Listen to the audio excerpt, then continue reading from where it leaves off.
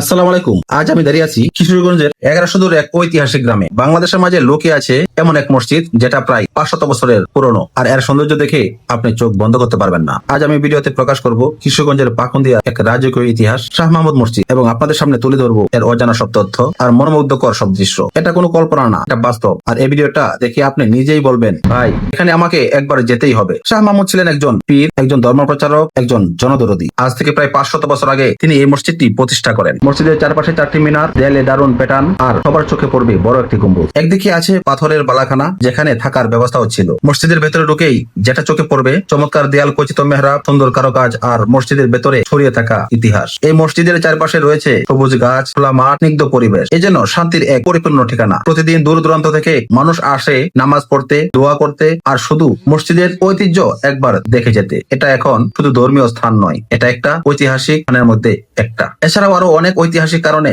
এই সুন্দর গ্রামটি বিখ্যাত, যেমন শেখ সাদি মসজিদ, টালকা মসজিদ, দেবুদ রাজার পুকুর, ইশাখার দুর্গ। এমন আরো অনেক ঐতিহাসিক কারণে এই গ্রামটি পুরো বাংলাদেশে বিখ্যাত। বন্ধুরা, এমন ঐতিহাসিক জায়গাগুলো যদি আপনাকে আকর্ষিত করে, তাহলে ভিডিওটি শেয়ার করে ছড়িয়ে দিন। কিশোরগঞ্জ কি দান করেছে বাংলাদেশকে? কমেন্টে লিখুন এমন আর কোন ঐতিহাসিক জায়গা উপস্থাপন করা উচিত। আর হ্যাঁ, আমার পেজটা যদি ফলো না দেওয়া থাকে, তাহলে এমন আরো অনেক অনেক সুন্দর ভিডিও মিস করবেন। আজকের মতো বিদায়, আল্লাহ হাফেজ।